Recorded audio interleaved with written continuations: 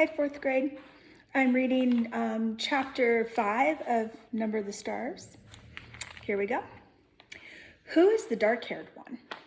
Do you really think anyone will come? Ellen asked nervously during turning to Anne-Marie in the bedroom. Your father doesn't think so. Of course not. They're always threatening stuff. They just like to scare people. Anne-Marie took her nightgown from a hook in the closet. Anyway, if they did, it would give me a chance to practice acting. I'd just pretend to be Lise. I wish I were taller, though. Ellen stood on tiptoe, trying to make herself tall. She laughed at herself, and her voice was more relaxed. You were great as the Dark Queen in the school play last year, Anne-Marie told her. You should be an actress when you grow up.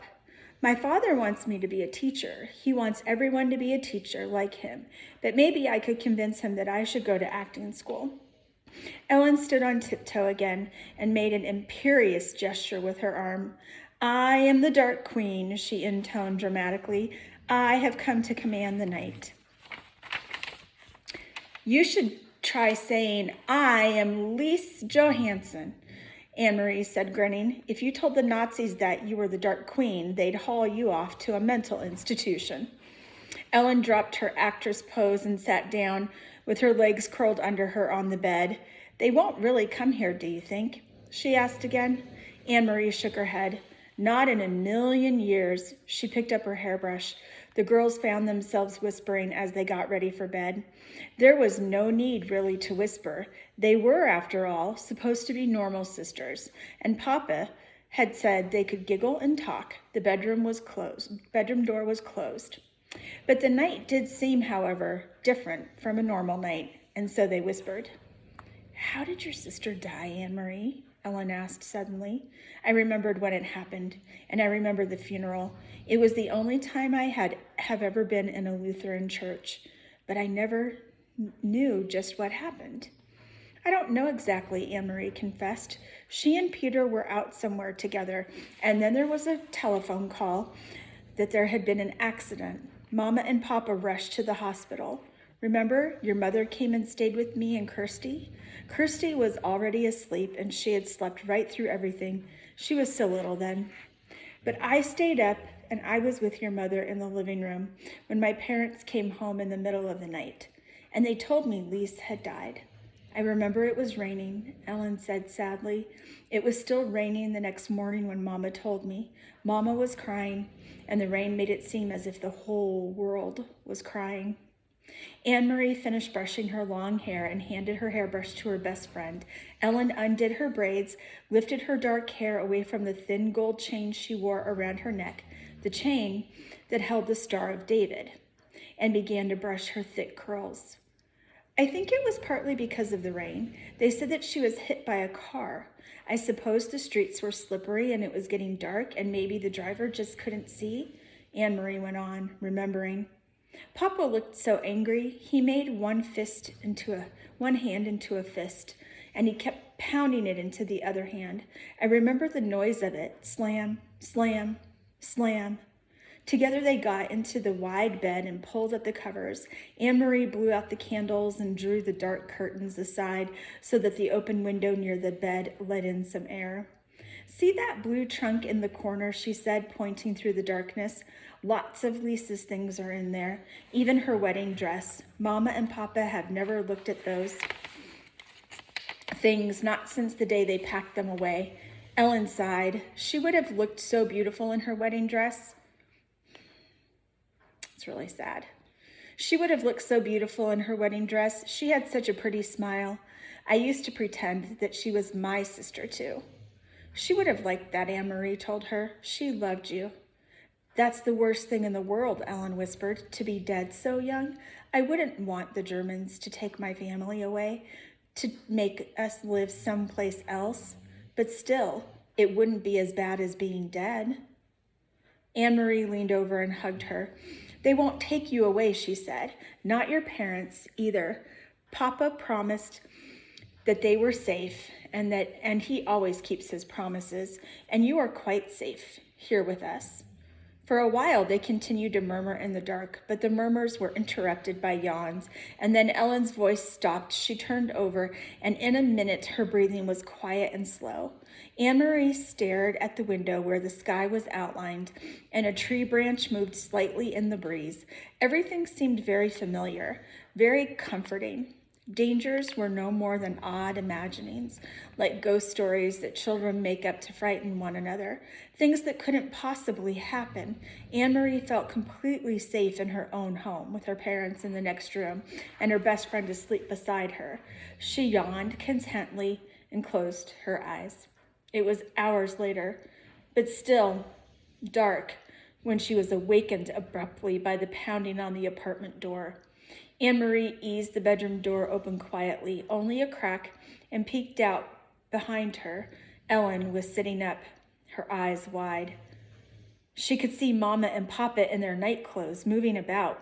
Mama held a lighted candle, but as Anne-Marie watched, she went to a lamp and switched it on. It was so long a time since they had dared to use strictly rationed electricity after dark that the light in the room seemed startling to Anne-Marie. Watching through the slightly open bedroom door, she saw her mother look automatically to the blackout curtains, making certain that they were tightly drawn. Papa opened the front door to the soldiers. "This is the Johansson apartment?" A deep voice asked the question loudly in the terribly accented Danish.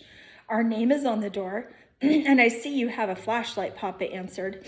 "What do you want? Is something wrong? I understand you are a friend of your neighbors, the Rosens." "Mrs. Johansson," the soldier said angrily. "Sophie Rosen is my friend. That is true," Mama said quietly. "Please, could you speak more softly? My children are asleep." "Then you will be so kind as to tell me where the Rosens are." He made no effort to lower his voice. "I assume they are at home sleeping. It is 4 a.m. after all," Mama said. Anne-Marie heard the soldier stalk across the living room toward the kitchen from her hiding place in the narrow sliver of open doorway. She could see the heavy, uniformed man, a holstered pistol at his waist, in the entrance to the kitchen, peering in toward the sink. Another German voice said, "The Rosens' apartment is empty. We are wondering if they might be visiting their good friends, the Johansons." "Well," said Papa, moving slightly, so that he was standing in front of Anne-Marie's bedroom door, and she could see nothing except the dark blur of his back. "As you see, you are mistaken. There is no one here but my family. You will not object if we look around?" The voice was harsh, and it was not a question. "It seems as though we have no choice," Papa replied. "Please don't wake my children," Mama requested again. "There is no need to frighten the little ones." The heavy booted feet moved across the floor again and into the other bedroom. A closet door opened and closed with a bang. Anne-Marie eased her bedroom door closed silently. She stumbled through the darkness to the bed. "Ellen," she whispered urgently, "take your necklace off." Ellen's hands flew to her neck. Desperately, she began trying to unhook the tiny clasp. Outside the bedroom door, the harsh voices and heavy footsteps continued. "I can't get it open," Ellen said frantically. "I never take it off. I can't even remember how to open it." Anne-Marie heard a voice just outside the door. "What is it? What is here?" "Shh," her mother replied. "My daughter's bedroom. They are sound asleep." "Hold still," Anne-Marie commanded. "This will hurt." She grabbed the little gold chain, yanked with all her strength, and broke it. As the door opened and the light flooded into the bedroom, she crumpled it into her hands and closed her fingers tightly. Terrified, both girls looked up at the 3 Nazi officers who entered the room. One of the men aimed a flashlight around the bedroom. He went to the closet and looked inside, and then with a sweep of his gloved hand, he pushed to the floor several coats and a bathrobe that hung from the pegs on the wall. There was nothing else in the room except a chest of drawers, the blue decorated trunk in the corner, and a heap of Kirsty's dolls piled in a small rocking chair. The flashlight beam touched each thing in turn. Angrily, the officer turned toward the bed. "Get up," he ordered. "Come out here." Trembling, the two girls rose from the bed and followed him, brushing past the two remaining officers in the doorway to the living room. Anne-Marie looked around. These three uniformed men were different from the ones on the street corners. The street soldiers were often young, sometimes ill at ease, and Anne-Marie remembered how the giraffe had for a moment let his harsh pose slip and had smiled at Kirsty. But these men were older, and their faces were set with anger. Her parents standing beside each other, their faces tense, but Kirsty was nowhere in sight. Thank goodness that Kirsty slept through almost everything. If they had wakened her, she would be wailing, or worse, she would be angry, and her fists would fly. Your names, the officer barked. Anne-Marie Johansson, and this is my sister. Quiet! Let her speak for herself. Your name? He was glaring at Ellen. Ellen swallowed. Lise, she said, and cleared her throat. Lise Johansson. The officer stared at them grimly. Now, Mama said in a strong voice, you have seen that we are not hiding anything. May my children go back to bed? The officer ignored her, and suddenly he grabbed a handful of Ellen's hair. Ellen winced. He laughed scornfully. You have a blonde child sleeping in the other room, and you have this blonde daughter. He gestured towards Anne-Marie with his head. Where did you get the dark-haired one? He twisted the lock of Ellen's hair. From a different father? From the milkman? Papa stepped forward. Don't speak to my wife in such a way. Let go of my daughter, or I will report you for such treatment. Or maybe you got her someplace else. The officer continued with a sneer. From the Rosens? For a moment, no one spoke, and then Anne-Marie, watching in panic, saw her father move swiftly to the small bookcase and take out a book. She saw that he was holding the family's photograph album.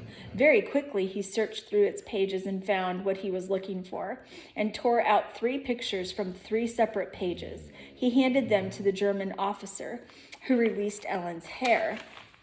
You will see each of my daughters, each with her name written on the photograph, Papa said. Anne-Marie knew instantly which photographs he had chosen. The album had many snapshots, all the poorly focused pictures of school events and birthday parties, but it also contained a portrait taken by a photographer of each girl as a tiny infant. Mama had written in her delicate handwriting the name of each baby daughter across the bottom of those photographs. She realized, too, with an icy feeling, why Papa had torn them from the book. At the bottom of each page, below the photograph itself, was written the date, and the real Lise Johansson had been born 21 years earlier. Kirsten Elizabeth, the officer read, looking at Kirsty's baby pictures. He let the photograph fall to the floor. Anne-Marie, he read next, and glanced at her and dropped the second photograph. Lise Marguerite, he read finally, and stared at Ellen for a long, unwavering moment. In her mind, Anne-Marie pictured the photograph that he held. The baby, wide-eyed, propped against a pillow, her tiny hand holding a silver teething ring, her bare feet visible below the hem of an embroidered dress. The wispy curls, dark. The officer tore the photograph in half and dropped the pieces on the floor, and then he turned the heels of his shiny boots, grinding into the pictures, and left the apartment. Without a word, the other 2 officers followed. Papa stepped forward and closed the door behind him. Anne-Marie relaxed the clenched fists of her right hand, which still clutched Ellen's necklace. She looked down and saw that she had imprinted the Star of David into her palm. And we'll read more tomorrow together when we Zoom, and we'll be starting with chapter 6, Is the Weather Good for Fishing? Talk to you soon.